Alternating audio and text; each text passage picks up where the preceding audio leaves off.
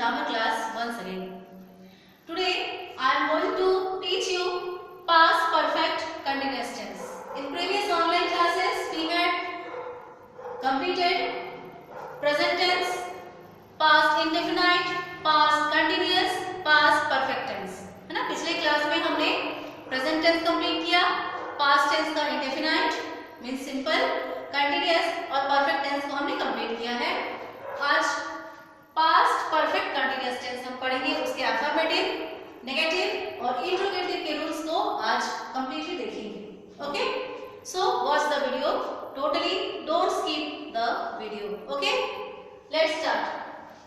What is the rule of past perfect continuous tense in affirmative sentence? Affirmative sentence में क्या rule होता है past perfect continuous tense का?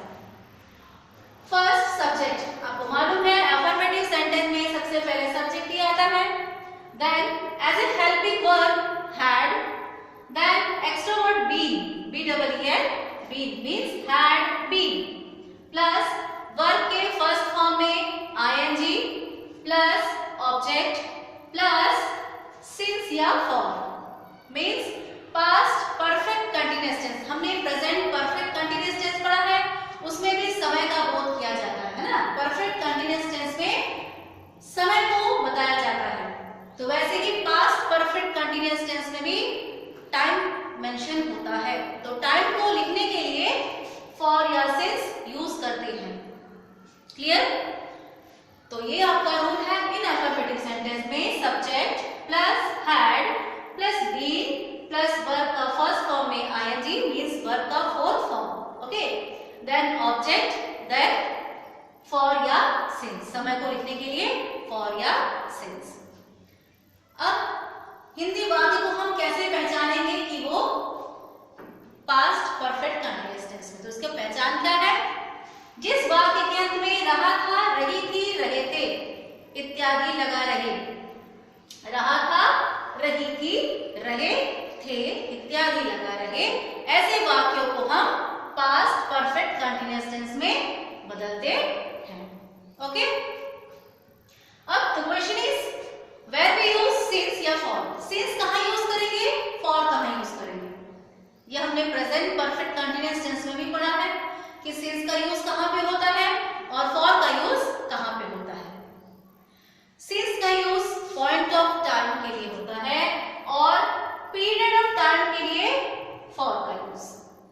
समय की अवधि जब बताया जाता है तब फॉर का यूज करते हैं, और निश्चित समय जब बताया जाता है तो सिंस का यूज करते हैं। समय की अवधि मीन्स जैसे फॉर 2 आवर, 2 घंटे, 2 दिन, है ना, इस प्रकार से। और निश्चित समय क्या होता है? सिंस मॉर्निंग, सिंस 1999, 4 बजे से 5 बजे से, है ना, जहां पे निश्चित समय बताया जाता है वहां पर सिंस का यूज करते हैं मींस पॉइंट ऑफ टाइम, है ना। और समय की अवधि जहां बताई जाती है 2 घंटा, 3 घंटा, 10 वर्ष, है ना, तो ऐसे कंडीशन में हम फॉर का यूज करते हैं। क्लियर? चलिए कम टू ट्रांसलेशन। ट्रांसलेशन करके देखते हैं, है ना, और अच्छे से समझ में आएगा। जैसे लिखा है, मैं 2 घंटे से अंग्रेजी पढ़ रही थी। मैं 2 घंटे से अंग्रेजी पढ़ रही थी। वाक्य के अंत में रहा था, रही थी, पहचान में आया है पास्ट परफेक्ट कंटीन्यूअस टेंस का। ओके, तो ये पास्ट परफेक्ट कंटीन्यूअस टेंस है और ये अफर्मेटिव सेंटेंस में है ना, इसमें नहीं का बोध नहीं है, क्वेश्चन मार्क भी नहीं है, तो ये अफर्मेटिव का एग्जांपल है। तो we have to use the rule of affirmative sentence. Clear? First, subject plus had. What is subject here? मैं। सब्जेक्ट हम किसको बोलते हैं? कार्य के करने वाले को, जो कार्य को करता है वो सब्जेक्ट है, जो कि सबसे पहले लिखा जाता है। मैं मींस आई हैड, यहाँ पे एक ही हेल्पिंग वर्ब है, तो चाहे आपका सब्जेक्ट सिंगुलर हो चाहे प्लूरल हो, we have to use had only. Okay, I had been, I had been, then verb का फर्स्ट फॉर्म में ing। What is verb here? पढ़ना। पढ़ना का इंग्लिश वर्ड लर्न, उसमें ing learning, I had been learning. अब क्या पढ़ रहे हैं, वो ऑब्जेक्ट होगा इंग्लिश, ओके, अंग्रेजी। I had been learning English. अब यहाँ पर समय का बोध किया गया है, समय बताया गया है 2 घंटे से। अब 2 घंटा ये अवधि है ना, निश्चित समय नहीं है। 2 घंटा आपका 7 से 9 भी हो सकता है, 9 से 11 भी हो सकता है, 11 से 1 भी हो सकता है ना। तो ये समय की अवधि बताई गई है, तो ये आपका इसमें इसको लिखने के लिए हम फॉर का यूज करेंगे, okay. I had been learning English, उसके बाद फॉर कितने घंटे से, 2 घंटे से, for 2 hours, like this, clear. Next है, वे 1996 से दिल्ली में रह रहे थे। वे 1996 से दिल्ली में रह रहे थे। इसको कैसे लिखेंगे, वे के लिए दे हैड बीन, अब इसमें वर्ब क्या है, रहना, लिविंग। कहां रह रहे थे, दिल्ली में, इन दिल्ली, इन दिल्ली। अब समय लिखना है, 1996 मीन्स निश्चित समय दिया है, पॉइंट ऑफ टाइम दिया है, तो पॉइंट ऑफ टाइम को लिखने के लिए since, since 1996, clear, very simple. आप अगर रूल के अकॉर्डिंग चलेंगे तो आपके लिए सिंपल हो जाएगा ट्रांसलेशन, ओके। नेक्स्ट है, लड़के सुबह से पतंग उड़ा रहे थे। The boys had been, verb क्या है, उड़ाना, flying है ना, FLYING, ING लगा, flying, क्या उड़ा रहे थे, पतंग, वो आपका ऑब्जेक्ट हो गया kite। अब कब से उड़ा रहे थे, समय बता रहा है आपको, since या for का यूज करना है, सुबह से, सुबह से निश्चित समय है, तो since morning, since morning,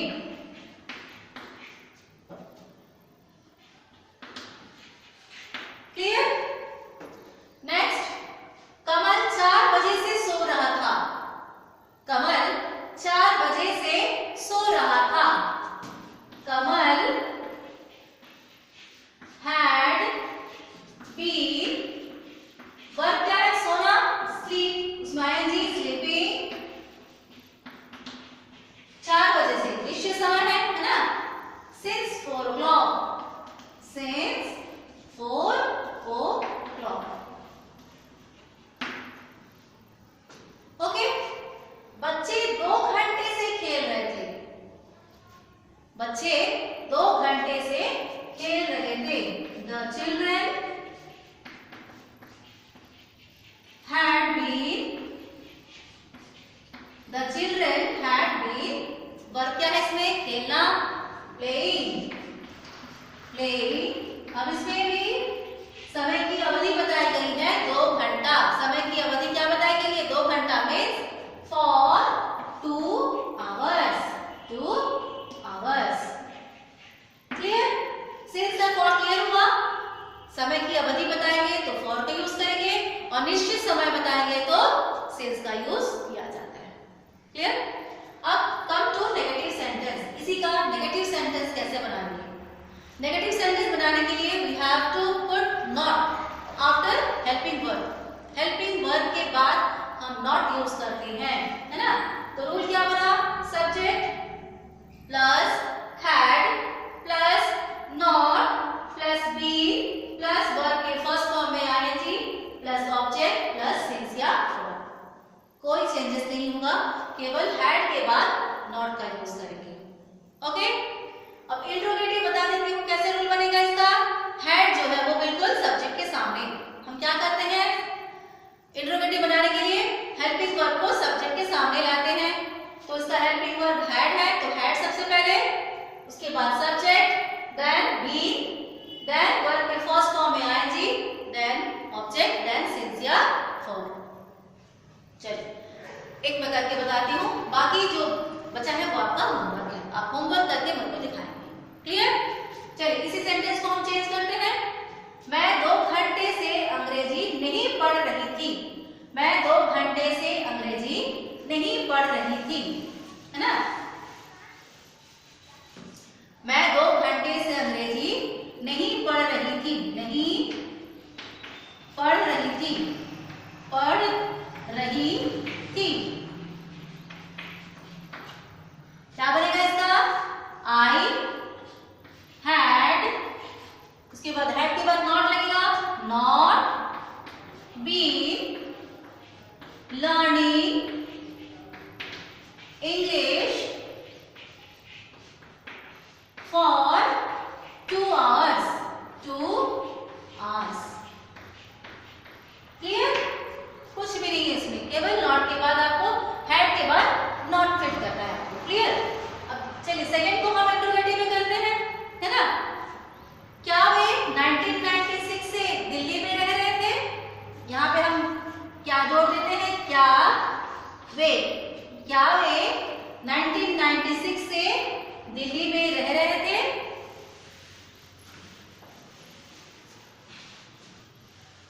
क्या वे 1996 से दिल्ली में रह रहे थे? है ना? रहे थे आपका पास्ट परफेक्ट टेंस का पहचान है, इंट्रोगेटिव सेंटेंस है। इंट्रोगेटिव सेंटेंस का रूल क्या है? हैड पहले, then subject, then be, then verb की फर्स्ट फॉर्म में आईएनजी, देन ऑब्जेक्ट। तो सबसे पहले हैड लिखेंगे, had they been living, verb के फर्स्ट फॉर्म में आईएनजी। अब ऑब्जेक्ट कहाँ रह रहे थे? Living in Delhi, in Delhi. फिर आपको समय लिखना है, सिंस या फॉर यूज करेंगे। 1996 आपका पॉइंट ऑफ टाइम है, since 1996। Had they been living in Delhi since 1996। Okay, clear? ऐसे ही आप 2, 3, 4, 5 जितने भी एग्जांपल्स मैंने अफर्मेटिव में बताए हैं, उसी को आप नेगेटिव इंट्रोगेटिव में कीजिए और मुझे करके बताइए। पहले रूल्स को अच्छे से मगअप कीजिए, रूल्स को समझिए अच्छे से, रूल्स को अच्छे से पढ़ के उसको समझिए, उसको याद कीजिए, देन आप ट्रांसलेशन को सिंपली बना सकते हैं। फर्स्ट अफर्मेटिव के रूल्स को आप उतार लीजिए कॉपी में, ओके? तभी आप बना पाएंगे। क्लियर बच्चों? इन नेक्स्ट क्लासेस हम फ्यूचर टेंस पढ़ेंगे, future indefinite, future continuous, future perfect tense, future perfect continuous tense. तो आपका टेंस कंप्लीट हो जाएगा। Okay, till then good bye.